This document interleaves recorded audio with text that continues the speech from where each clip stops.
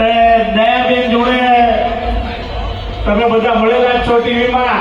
માતાજી માટે દયાબેન શું બોલતા હોય છે? જય જલ્યાણ કેમ્પમાં સુંદર મામાએ જય અંબેનું નાદ ગજવ્યું. મોડી રાત્રે મયુર વાંકાણી ઉર્ફે સુંદર મામાએ પદયાત્રિકોને નિર્દોષ મનોરંજન પીરસ્યું. રતનપુર દાંતા ખાતે છેલ્લા 17 વર્ષથી માઈ ભક્તોની સેવા માટે જય જલ્યાણ સેવા કેમ્પ યોજવામાં આવે છે. કેમ્પના અંતિમ દિવસે મોડી રાત્રે તારક મહેતા કા ઉલ્ટા ચશ્મા ફેમ મયુર વાંકાણી ઉર્ફે સુંદર મામા પધાર્યા હતા. તેમણે પોતાની આગવી શૈલીમાં મનોરંજન પીરસ્યું હતું.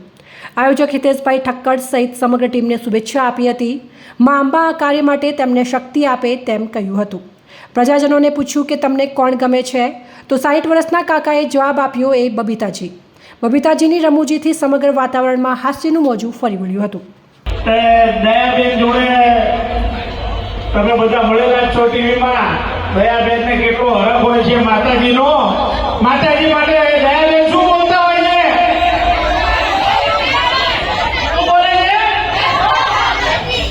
હા, તમારી દયાબેન જેવી બધી બહેનો છે અહીંયા.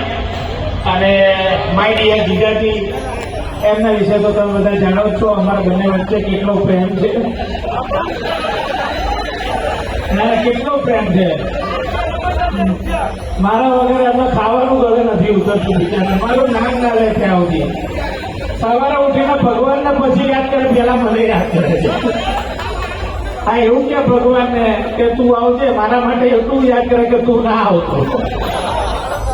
શું શેના માટે? ટેક્સીનું ભાડું. વાત તમારી હાથી જવાબ.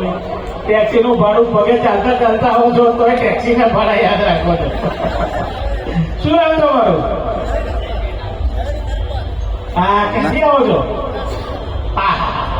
બનાસકાંઠા. વાહ બે વાહ. ધનજય સાહેબ, ધનજય. તમને સૌ કોઈ ભાવિક ભક્તોને મજામાં? આ ભાઈ અમારા દોસ્ત છે.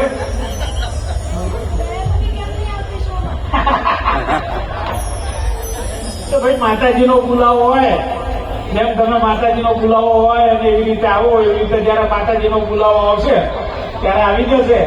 તો માય ડિયર જીજાજી સાથેની તમને એક વાત કરી દઉં. माय डियर, आपके हाथों में क्या मेहंदी बैठे हुए थे? अरे आपके हाथ से घोड़ा घिसकर टूट कैसे गया? आपको पता है वो घोड़े की कीमत कितनी थी? घोड़े की कीमत कितनी थी? कितनी थी? तो ऐसे 3 टाइम हवा में ऐसा घोड़ा हमने खरीदा. घोड़े की कीमत 80,000 रुपए थी. उन्होंने वो पैसे दे दिए, 80,000 का घोड़ा ले लिया और फिर मुझे बोला कि कल मैं मुंबई होके मैं लंदन जा रहा हूँ, तो एक काम करता हूँ, तू मुझे मुंबई पहुंचा देना घोड़ा. मैंने उनको बोला कि मैं आपको घोड़ा मुंबई पहुंचा दूंगा. तो वो मुझे बोले कि तू मुझे नहीं पहुंचा पाएगा. अरे मैं बोला कि भाई मैं इधर भाई आपको मैं घोड़ा कल मुंबई पहुंचा दूंगा, जवाब दे दी, पहुंच जाएगा. वो बोले नहीं पहुंचा पाएगा. मैंने बोला कि पहुंचा दूंगा, वो बोले नहीं पहुंचा पाएगा. मैंने बोला पहुंचा दूंगा, वो बोले नहीं पहुंचा पाएगा. मैंने बोला पहुंचा दूंगा, वो बोले नहीं पहुंचा पाएगा. मैंने बोला पहुंचा दूंगा, वो बोले नहीं पहुंचा पाएगा.